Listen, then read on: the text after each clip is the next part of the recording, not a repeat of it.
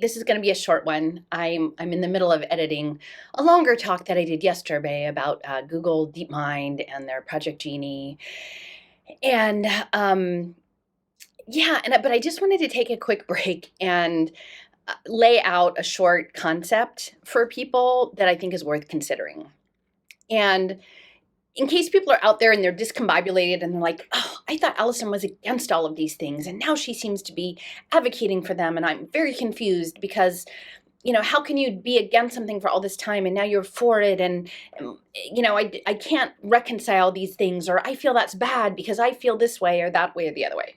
And I just want to clarify that I've spent a lot of time, probably a good part of the last year, really trying to dive into the free energy principle, which is Carl Friston's work about how we structure our reality, and then this active inference group.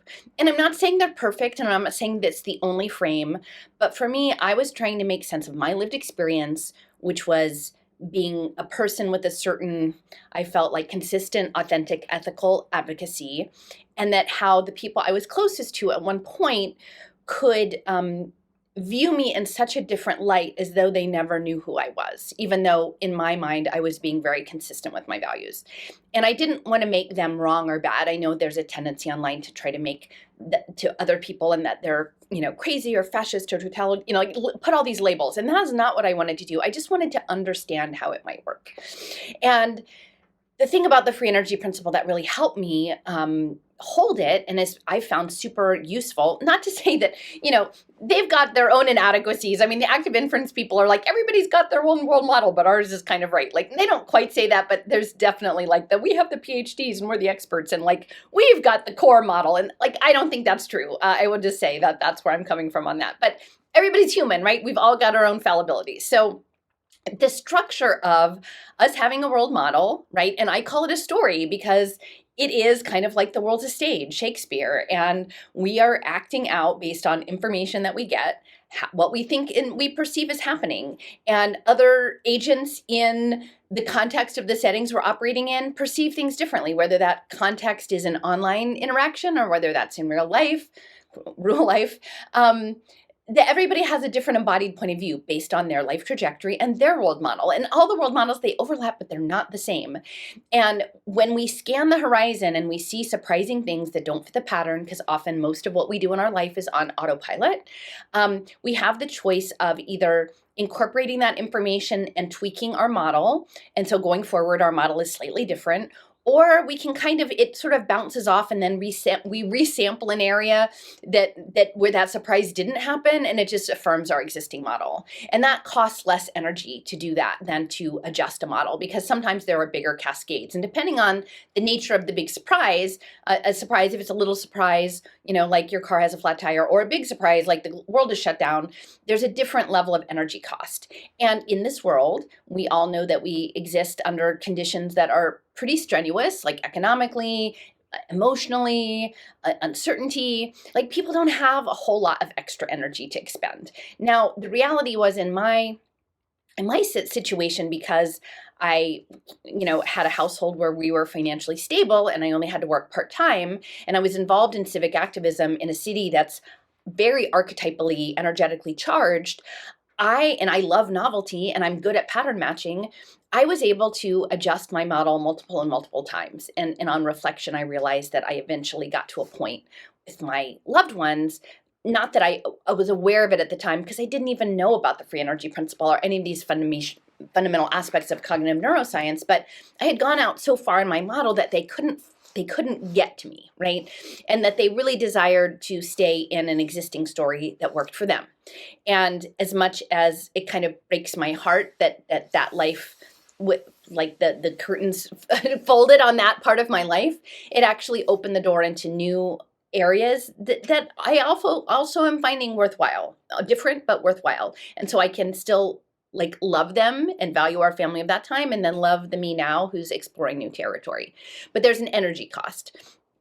Now, most of the people out there who are like snipey about story, they actually they they dismiss story. Like, I think they really, like, to me, story, our self-story is our foundational technology. Like, how we show up in the world is the story we tell ourselves about ourselves. I think that's Angus Fletcher's line. I stole it.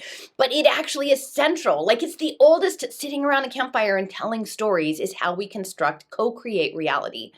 Now, I grew up in a time where it was like still really allowable to have an imagination. Like, you could read your own books in school, you could go play in the woods. There was free play. There wasn't organized sports. Like everything was very imaginative. We made forts. We built mazes. We did crafts. I mean, but not in an organized way. We were just running around with tempera paints and making clay bowls out of clay in the ground. And we were doing all of these. We were world building. Like, as kids, we were world building, and it was very improvisational, depending on who your playmates were that day and what the materials you had and how much time you had. You could come up with a lot of different things to play, and it was improvisational. And so but I think then the way society has shifted, it's less that, right? And so I understand that maybe generations who are younger than me, I'm in my, mid to later 50s at this point, didn't have the same opportunity. So I'm not blaming, I'm just saying it's different.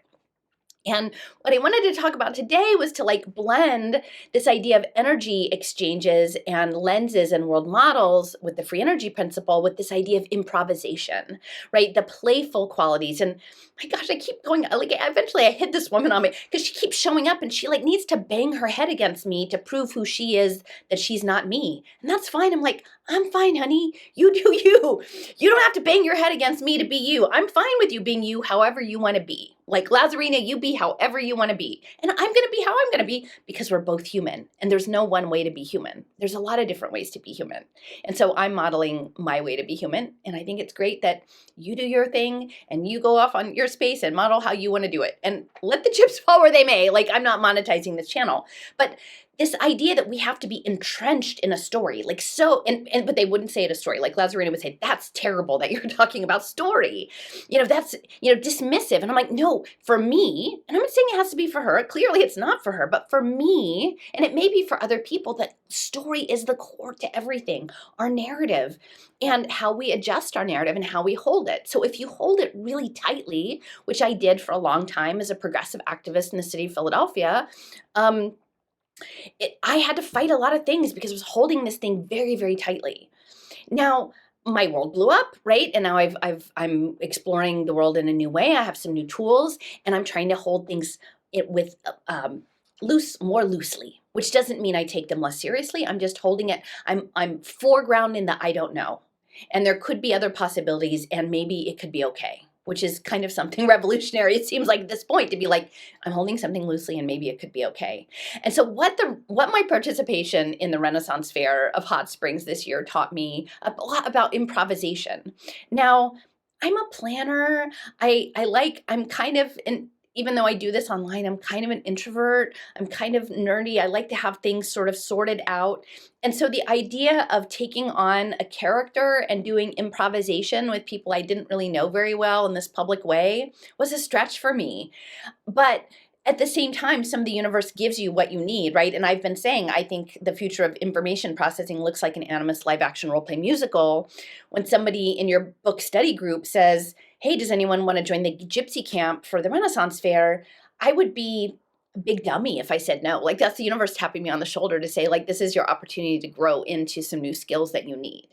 And so, so I developed a character, Avelina Locke, the hedge witch of Chatsworth, and who decided not to stay with, when the husband disappeared into the heath, to stay with the child and married the cutlery merchant, but to instead run off with the gypsy who appreciated my dandelion dyed natural yarn and then tend the garden for the gypsies in Cudworth.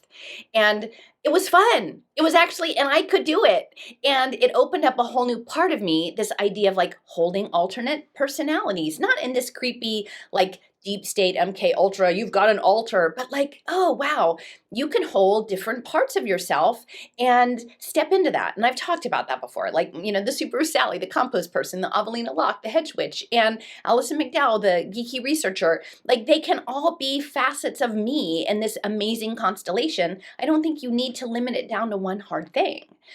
But that improvisation of being part of a collective intelligence, like we were a camp, we had a yurt, we decorated it, we set the stage, there were 8 of us, we all had our different stories, we interacted with each other's stories. I was setting up like quantum crystal networks with little quartz crystals and some cord magic and jute, and people were captivated because often, like actually most of the people attending, they might have not had fully developed characters, but most of them came in dress and they had ways of doing it, and it was suspension of disbelief that in this parking lot at the state fairgrounds in Hot Springs, Arkansas, we could project ourselves into another reality.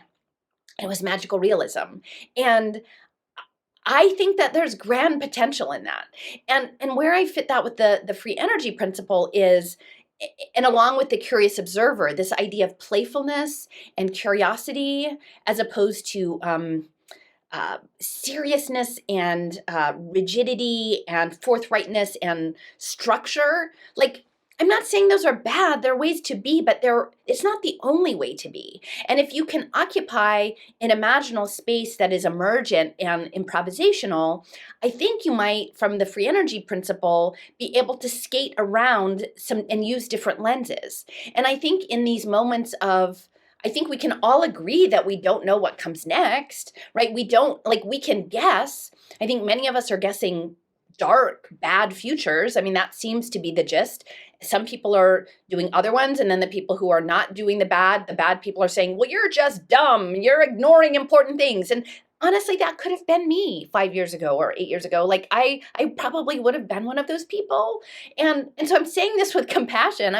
It's my process. My process was to move from structure and rigidity to an open welcoming of like, maybe there is an intelligence to the universe that is loving.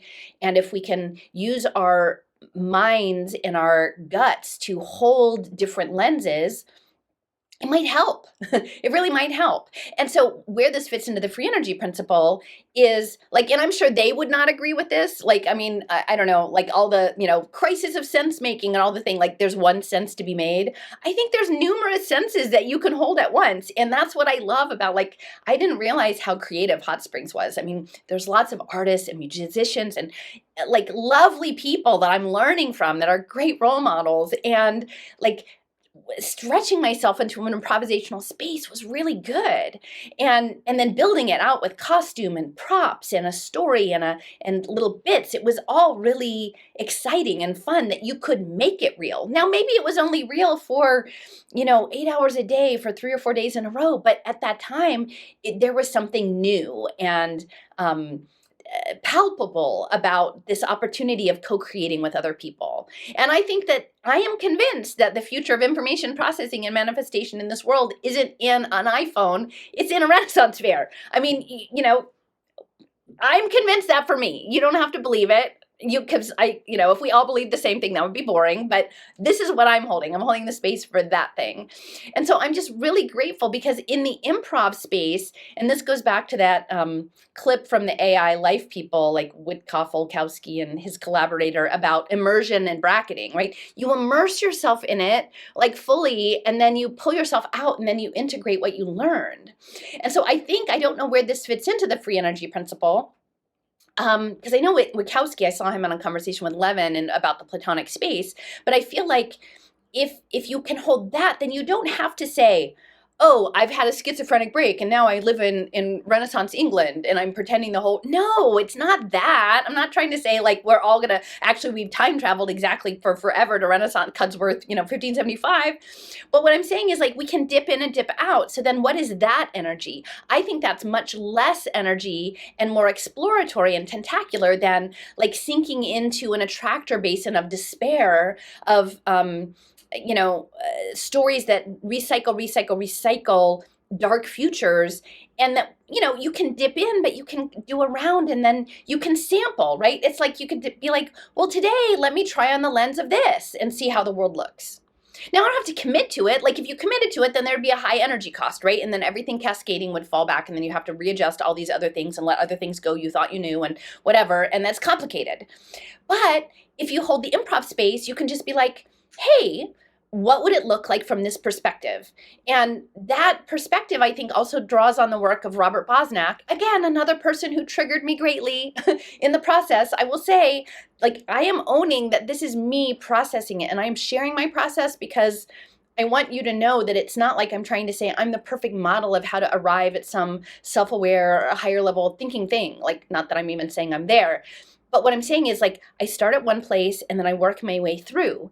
And I think we all could do that, that's a possibility. So what Bosnak was working at, he was a protege of James Hillman and Jungian depth psychology, and this idea of embodied imagination and using cyber dream work to look at things through other perspectives. But I don't think it necessarily had to be through dream work to do perspectives, but how do you inhabit another person's perspective, another person's reality? And even for an hour or a day, try on a different lens without the level of, like, it's like try before you buy. You don't have to commit. The next day you could try on a different one, right? Like, you could try communitarian. How does the world look if you try on the communitarian lens and look out of that? You could try the technocracy or the 15-minute city, and what does the world look at if you like it like this? You could try the Allison magical realism, collective quantum computing thing and see how the world feels out of that. Like, if you keep a whole bunch in your satchel, then I feel like it's a multi-purpose tool. You've got a lot.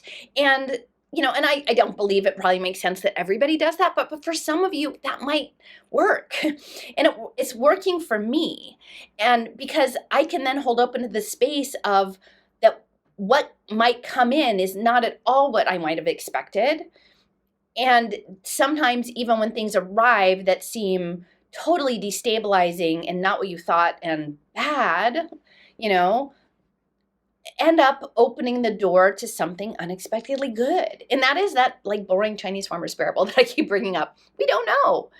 Now, if you live in the space that you know all the things and you are the omnipresent person who knows all things and judges all things, you're going to hold a certain energy in the world, and if the place that you occupy is that the things that you know and the things that you judge, there are way more things you judge bad than you judge good, you're just going to resonate in that place. And I'm not here to judge that. I'm just saying that's your reality and we can choose. There's great resistance to the idea that we can actually choose how we hold our story. And I find that fascinating, actually.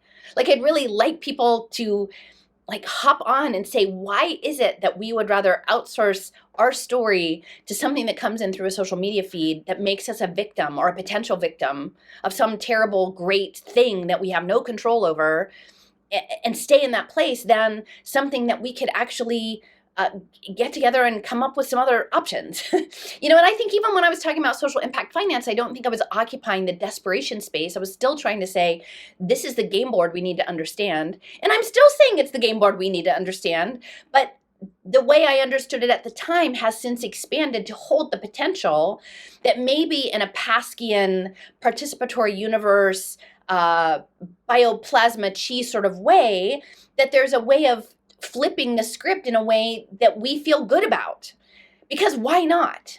So I know that this might just seem a little pedestrian, but I want to just make this point. Improvisation can work with the free energy principle because you don't have to commit to one story, because we don't know what the story is.